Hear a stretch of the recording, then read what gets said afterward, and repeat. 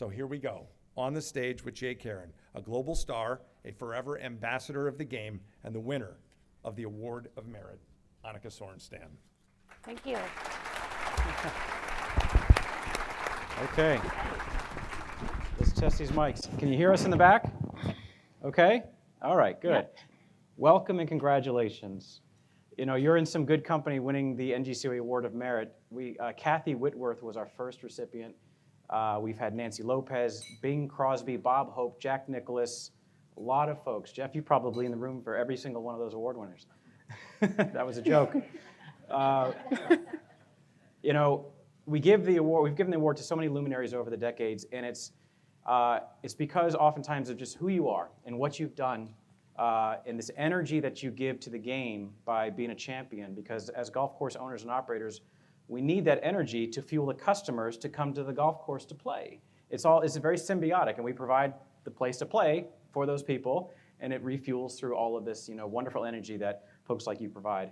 And it's also for some of the very intentional stuff that you do for the industry, like with the foundation. So it's an all-encompassing award that we've given for about 40 years now. So congratulations. Craig is gonna, for all of you in the audience, Craig will be, at the end of this, we'll have his microphone ready for any Q&A with the audience just for a few minutes. So if you've got a really good question, maybe prepared, we'll have a few minutes to be able to do that. So tell us your origin story, the first time you stepped on a golf course, because everybody kind of has an origin story with the first time. What was it for you? Yeah, I think we all do. But first, I just want to congratulate Allison. Well done. Congratulations. Happy for you and good luck. And also, thank you, Craig, for the introduction. Yeah, so I'm from Stockholm, Sweden, as you heard there. There's an accent somewhere. I was actually into lots of different sports growing up. Tennis was my big sport. Björn Borg was a national hero, so that's what I wanted to do. I did some downhill skiing, which I think every Swede knows how to be on a pair of skis. Played soccer. I did everything. But golf was really not on my radar early on, even though my mom credits my success because she was pregnant with me when she was golfing. So she was out to here, and she was swinging, and she said I felt the rhythm early. But it took me a while to really get hooked on the game of golf because I thought early on it was a slow sport. It was for old people, and I wanted a little bit more action and so forth. But slowly introduced by coming up to the course with my younger sister Charlotta, where we'll be out there with the pool carts and we'll sit on it like it was ponies, and then we'll get ice cream at the turn. So that was kind of our slow introduction. But at the age of 16, I realized that golf was really fun. I was difficult, and I was burned out on all the other sports. So I said, well, maybe I should give this sport a little bit of a try, and of course, I'm glad I did. Well, we are too. All right, so speaking of younger Annika, if you could say anything to the 25-year-old Annika, warnings or encouragement, what would you say to 25-year-old Annika? Oh, a lot of things. I mean, like anything in life, we learn, throughout our journey. We know that the road is not always straight. There's always a little bumps along the way, and you just have to learn to maneuver them. I've had a few life lessons, I would say, through the game of golf. Not, serious ones, but just some thoughts or some comments or incidents where you start to appreciate where you are. I mean, my dad told me a long time ago, as a matter of fact, I was hitting golf balls. I was 14 or 15 years old, and it started to rain. Kind of like today, when it's cold and rainy, he really wants to be out there. So I called my dad, and I said, hey, can you please pick me up? And so he did, and we drove away, and we can see some other kids hitting balls that day. And I'll never forget, my dad is very supportive, and he's always been around, but he's never been pushy. So when he did say something that I thought was of value, it kind of stick to me. And so he turned to me and he said, Annika, I just want you to know there are no shortcuts to success. And that just really hit me because I felt like here I wanted to be really good at this game, but then I didn't want to be out there in rain. I thought, well, this is not going to happen again. So I think that's something that I live by, and I even talk to our kids about it. If you want to achieve something in life, you got to keep on going, whether it's rainy or windy or cold or whatever. So that's something that golf has taught me. I would say another big lesson is, and I still feel to this day, I'm quite shy by nature. I didn't raise my hand in school to answer a question in case I was wrong, and all the other kids would laugh at me. So when it came to golf in Sweden and amateur tournaments, and I think they do it here somewhere too, is if you do well, you have to give like a little winning remark. So just say something. And I just, I was terrified. I didn't want to say anything, so I would miss on purpose coming down the stretch because I figured if I finished second or third, I'll still get a prize. So you can imagine those times where we left the tournaments, these junior events, and my parents were probably wondering, what's wrong with our daughter? Why is she crumbling down the stretch? And so eventually, I played in a junior event, and they asked me to say something anyway, and I was terrified. And I said, well, I didn't win, so why should I say something? And they said, well, we want to hear from you. So, my heart was pounding. So, but I realized then that it was worth the effort. It was worth the fear. It was worth, just be able to perform at the highest level. Because I did spend a lot of time on the range and the putting green, so I knew I had it in me. I was just afraid to do that. So I think golf has taught me that lesson, and I know golf teaches people a lot of lessons. I mean, it's really a humbling game. So those are just two things that kind of come to the mind right now, but it makes you stronger, it makes you better. If there's anything golf course owners know, it's there is no shortcut to success, and it's a humbling business. So we're with you in spirit on those things. Okay. So besides your father, who over your life have been most impactful to you? Well, I would throw in my mom in there for the different supports as well. Growing up, it was, I would look at successful people, whether it was Bjorn Borg, just being, from a little country, being so successful. So I looked at him, and then, because at that time, I mean, we've already talked about my age here, but I mean, we didn't have social media. We didn't have, especially women's golf was not covered. We didn't have, it's hard to find women's golf today on TV. So you can imagine a few years ago, it was hardly anywhere. So, a lot of it was, European players. I would watch Ballesteros or Bernard Langer or Nick Faldo, because they would come to Sweden and play one event a year, and I will be out there watching and just kind of get inspired. And, then I started to hear about Laura Davies. Lisa Norman won the US Open in 1988.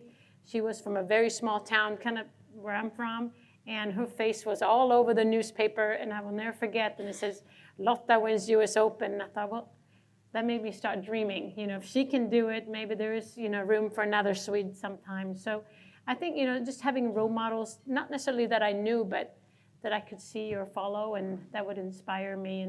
And then I played in the national team, and I had a few, people that kind of helped me along the way. And then nowadays, I mean, obviously my husband is sitting right here. He's a big part of my life, and, has just made me a better person in a lot of ways, and my kids too. So I think, through life, the different stages that, people that are around you that, hopefully help you and make you a better person. So I have a great team around me that work together and keep me in line. Let's fast forward to modern day Annika. So, congratulations on winning yet another championship after a 13-year break. What about that? Holy cow. So how did you, obviously at some point you made the decision to do that, and how did you prepare yourself mentally and physically for that competition? Yeah, well, when I stepped away in 2008, I mean, I was done. I mean, Mike and I were getting married. We wanted to start a family. I had some business ideas. The Annika Foundation was already going. I had some course design. We were doing the clothing. I mean, we had a lot of stuff going, and I was super excited about that. I was ready for a new chapter. So I never thought that returning to golf would be anything, because I'd done that, and, I wanted to be about other things. And then, COVID came, and, there was only a few things you could do, and golf was one of them. Living in Florida, I mean, we just live around the corner, and, the club was open, and the four of us would go out, and, as long as you interacted with anybody else, you were fine. So we spent a lot of time there, and Will, our son, is super into it, so he'd be out there, and I would bring my clubs, and then I realized, I'm a little rusty. I need to get this dust off the club. So I started to hit some shots, and then I started to realize, well, maybe this is a little fun. And then we started to play, and one thing led to another. And then I turned 50, and then I got a few calls and texts from other players and commissioners. I went, you qualify now. Hint, hint, hint. And I was like, well, and then, we talked about it with, Obviously, I thought Mike and I talk about it, and then the kids. And I said, you know what? This is not about me. This is about us together. So if this is something that we decide as a family, then I will consider doing it. But I need the support, and you might have to travel with me sometimes. You might have to come and practice with me. I mean, this is going to be because being on the road, I've done all that. I'm not looking for that. I want to share it with you. And they said, Mommy, go, Mommy. And I thought, oh, maybe they want to get rid of me. I'm not sure what it is. But so we decided to do it. And it was, of course, I mean, it was an amazing week looking back at, Brookline. And I think we have this gentleman over here from Brookline. Yeah, Bill. We had a good time there. So thank you.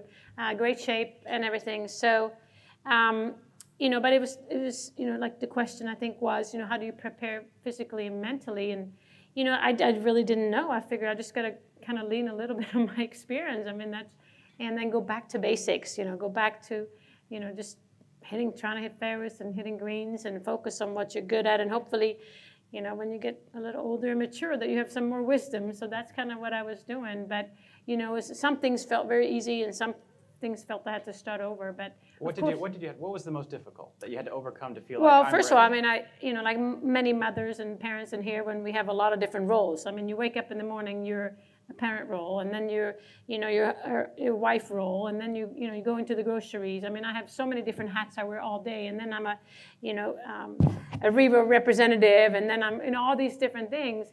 That how do you put the Callaway hat on and go out and focus for 5 hours and not think about, I got to do this. Okay, today's Wednesday, I got to take trash out. And, just staying focused and, like just focusing on that and not have everything else, come in. And so I think that's the hardest part. To, I can play 2 or 3 holes and do really good, but how do you play 18 and be consistent? I mean, I would have a few, some bad holes. So I think the consistency, the endurance, and just putting a score together. I don't know about you, but when you play social golf, it's in a cart and 3-footers are good. Just pick up and go. So all of a sudden it's not. So I think, and then, 18 holes is fine, but now it's several days, right? Yeah.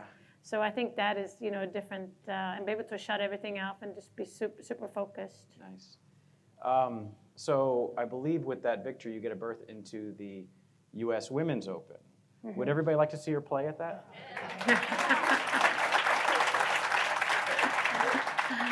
So will you? I mean, I'm debating it, no doubt. I mean, what an honor to, obviously to get that invite. Again, like I said, I wasn't really planning on any of that, but to get an invite, and it's in Pine Needles. That's where I won my second U.S. Open in 1996. I got to know Peggy Kirk-Bell quite well. Unfortunately, she will not be with us this time around, but, I bet, just walking around there, kind of like Allison said about her father, everything you see is going to be Peggy, So, I have a lot of respect for her. She was a trailblazer. And then, the kids want to see it, and Mike I think he wants to caddy. So he wants that fee. He wants that caddy fee. Well, you get what you pay for. So it's worth every dollar. But no. I mean, it's a family affair. We have a good time, and I think, as I'm very passionate about golf and women's golf, and I'd like to make it a better place than it is today and for tomorrow, and whatever I can do. So, and there's still part of me that, I am still a little competitive. Certain things don't go away, right? So we'll see. I mean, I have a lot of respect for USGA, and my first win on the LPGA was the US Open in 1995. So, I've had plenty of stories and memories from that. So. Great. Yeah, Peggy Kirk-Bell and that family's been great members of NGCOA for many years. Great golf course and facility.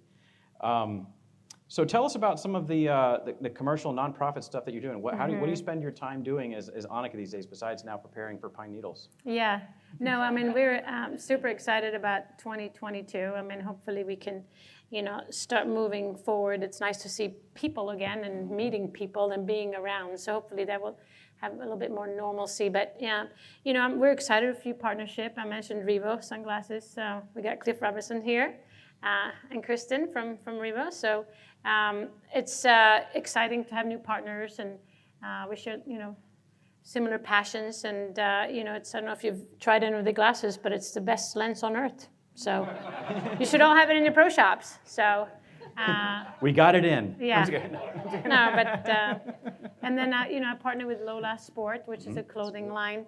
Lisa Hurley is kind of the founder. She's out in LA, and she's been a friend for a little while, and she's really fun to work with. And I feel like I'm lucky to, partner with people that I want to hang out with, people that I want to be with, and products that I wear and use. I'm not sitting here just saying a lot of nonsense. I mean, you will see me wearing Lola, you see me wearing Riva when I pick up the kids or when I'm on the first tee. So I'm lucky to be able to say that. And of course, Mike and I, we have a fun little project that we just started during COVID, actually. We were mixing drinks, and after a little while, we had some friends over and said, what do you think about these drinks? And they're like, yeah, this is quite good. And so Mike came up with the name Fizzy Bees. It's based on me being so busy. He's like, do you need another venture? And so he called it Fizzy Bees. And we're actually canning next week in Cincinnati. It's a full flavor sparkling cocktail, classic cocktail, but it's sweetened with organic honey. So we're going to come out on the market. So it's good for you. Yeah. Okay, excellent. Yeah. The more the better, right? Yeah. But it's, it's a kind of, we're coming out there with an RTD ready to drink with some flavors. So we're going to take that on. And as you can imagine, we're 18 handicap when it comes to this type of business. So there will be a bogey or two along the way. But if you have a busy bee, it's going to be make it easy. So there you go. Wow. Excellent. If you need distribution to golf courses, Mike, let's talk. Okay? All right. So I'm going to change directions here a little bit. You mentioned earlier taking out the trash. The PGA Tour, the men's tour, has kind of doubled down, it seems, on this like rivalries in the tour. Like, it's Bryson versus Brooks and all that kind of stuff, and it builds energy and all of that stuff. That doesn't happen in the LPGA Tour, right? Do you think that's coming? That these, would that help draw attention and just having that rival? People love competition in sport. It's getting a little out of hand. We got a little out of hand this last year, but. Do you see that for something for the LPGA, that this kind of rivalry between the athletes? Well, I think time will tell. I think a lot of them they kind of come organically, like it, it's not something that people script behind the scenes. I think it comes naturally. I mean, I had a really friendly rivalry with Kari Webb, who's actually playing this week. She took a 2-year break. She's playing this week. So, but we actually did a commercial. I think, Craig, you were part of the campaign, maybe even. Where we did different things. Like I would hit golf balls and had a photo of Kari, and we put it down, and I would smack it. And she had a tea, and she had a voodoo doll, and she put the tea in it, like that was me. And it was like a little fun, stuff like that. And we pushed each other. I mean, I felt like when she was playing, and we have some other LPGA players. I don't know if you remember, but I mean, everybody wanted to beat Kari or whoever was up there. So I thought that was a friendly rivalry. But I think these will come.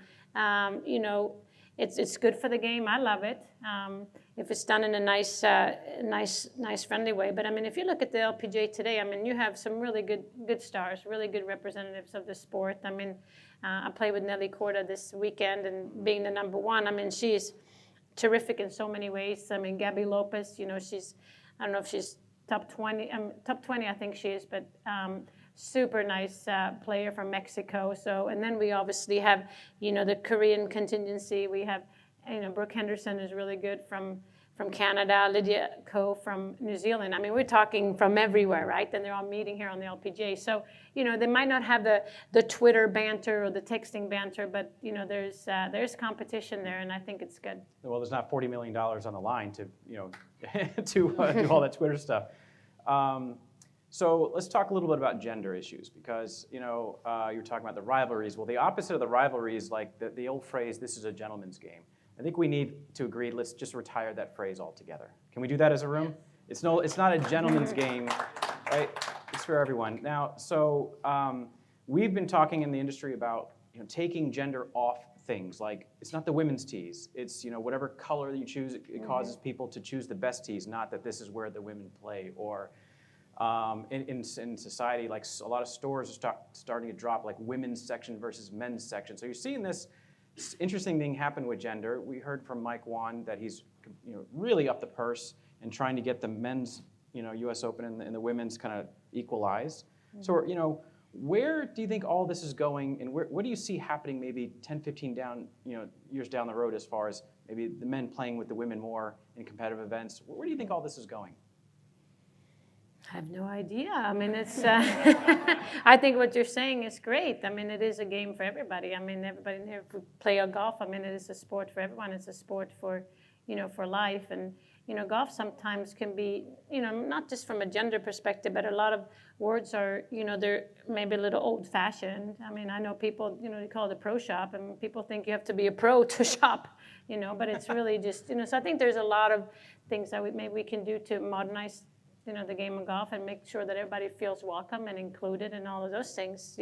When it comes to golf tournaments, I mean, as you know, with me playing with the men in 2003, I mean, I'm all for it. I think it's fun.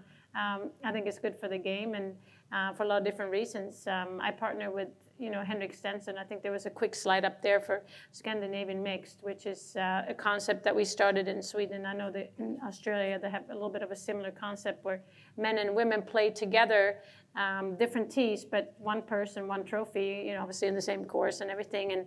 And we played last year, and it was really fun. It was a great success. I know a lot of the men thought it was fun, to hit balls next to maybe some players that they played in amateur golf and be able to meet. And I know that, the stakes were quite high because, the guys didn't want to be beat by the women, and the women said, we're going to show them what we can play. So I think that concept, worked well there. I don't know if it will work everywhere, every single week.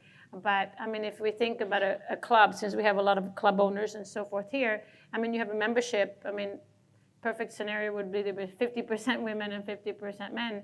But, I mean, we can all hang out together. We can all have something fun together, whether it's on the course, whether it's in the clubhouse, or, maybe just activities. So, I think if you're a golf fan, you want to watch good golf. So I don't know why you always have to be separate.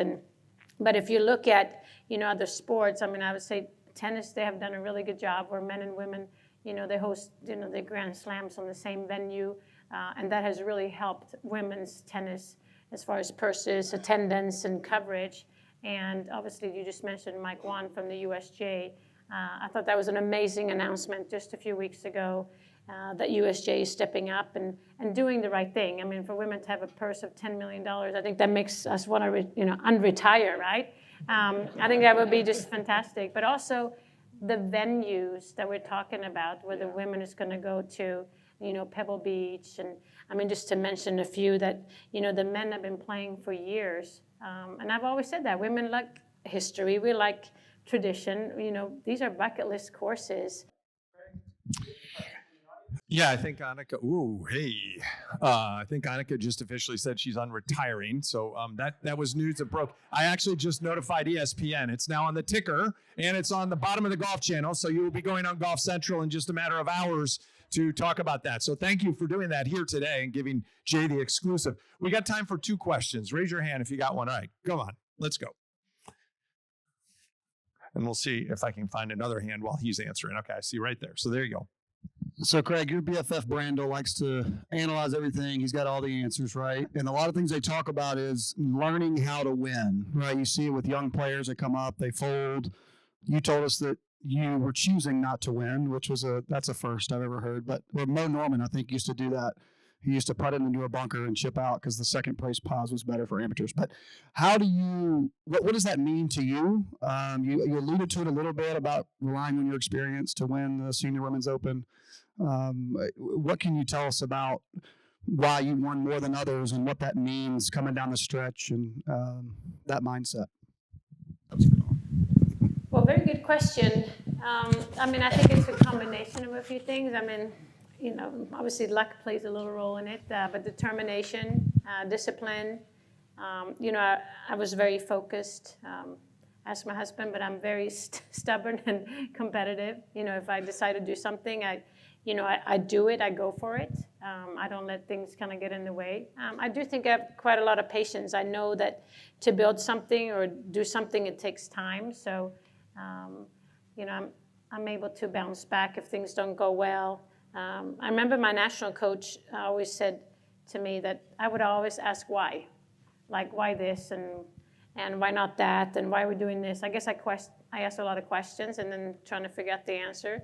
So I think it's a combination of that, but just being focused and disciplined. And when you see a lot of kids today, because obviously through the Annika Foundation, we see a lot of young girls go through, and you can spot talent, good swing, good short game, good tempo. I mean, all those things that you see, but it's so much more than that. I think do you have the will? Do you have the desire? Do you have the motivation?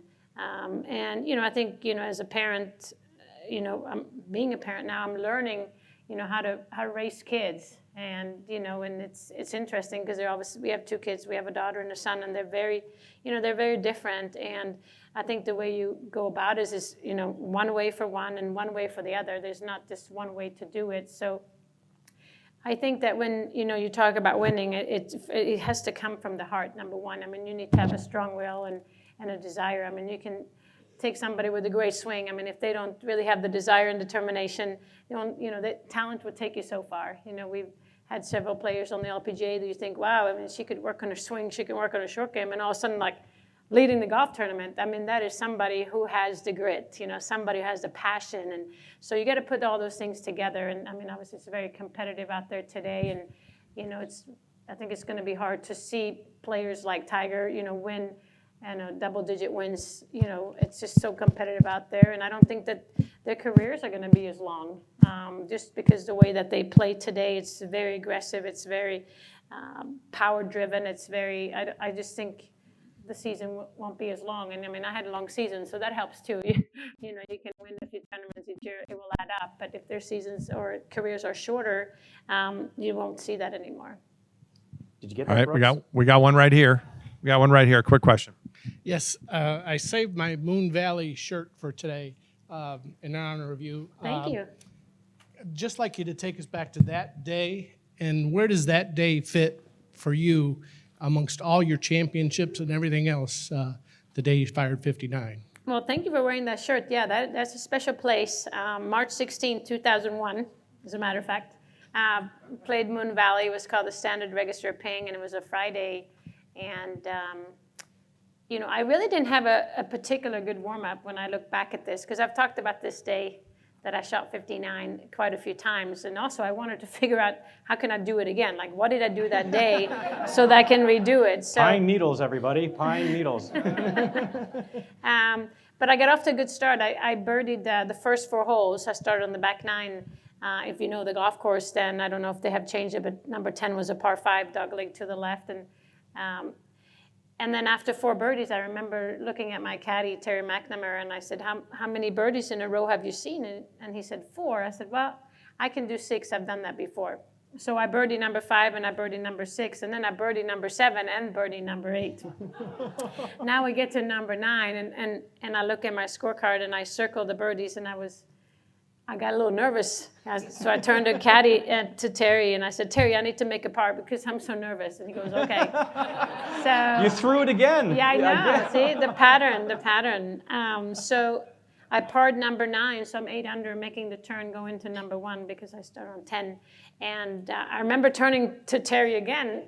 I said, I'm ready for more birdies. And he said, okay. So I did. So I birdied 10, 11, 12, and 13. So I'm 12 under after 13 holes. And now I started to think again, you can think in golf, but you have to have the right thoughts, right? And at the right time. So I parred, 14, 15, 16, and then 17, it was a par 5, and I hit the green in 2 and made a birdie there. So I was 13 under going into the last hole as a par 4 towards the clubhouse. And what was so neat, there was a lot of people out there, players and caddies. And I mean, I knew that, this was obviously a special day.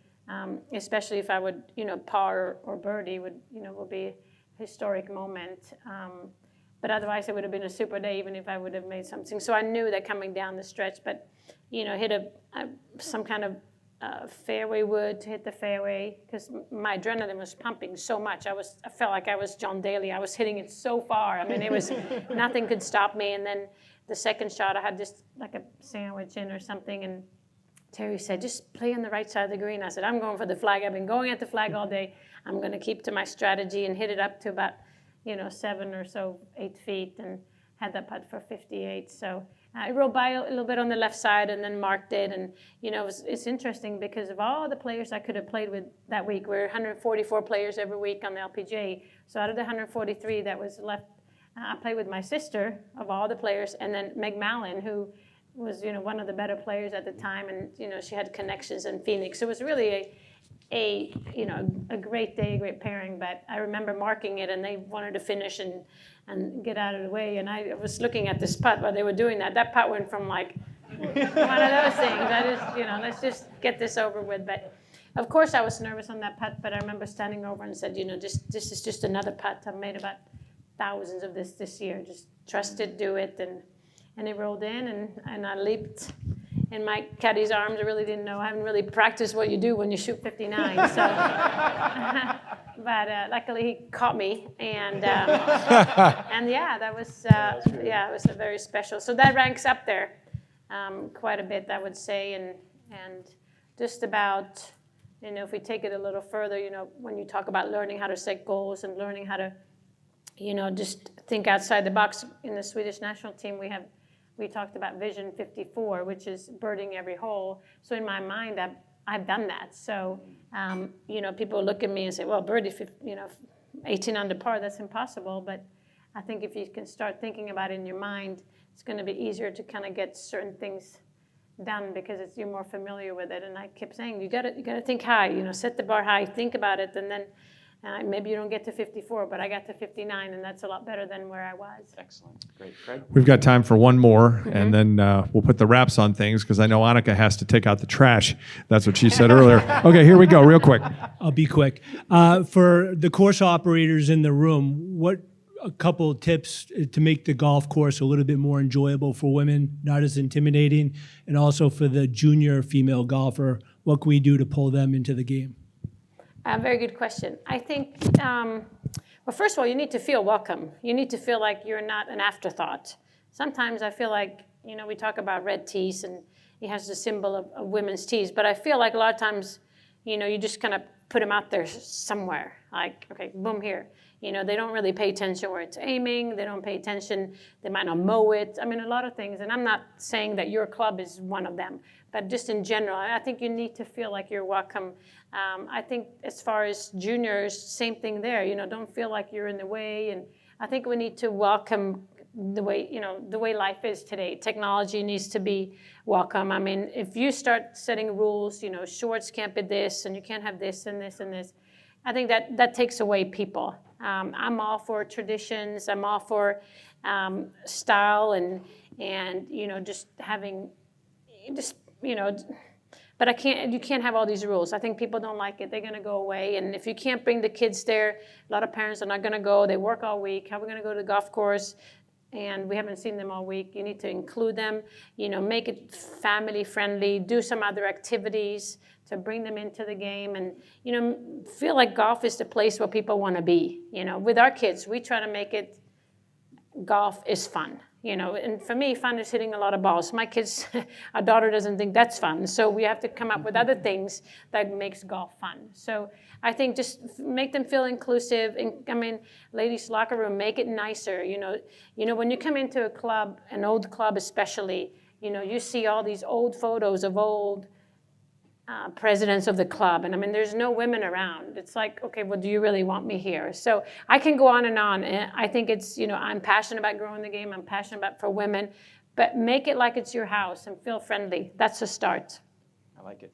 Well, on behalf of the nation's golf course owners and operators, we are honored to honor you with the Award of Merit. Thank you for being here. Thank you. Thank you. Thank you. Thank you. Annika, great job. Yeah. Thank you. Good to see you. Good to see you. Yeah.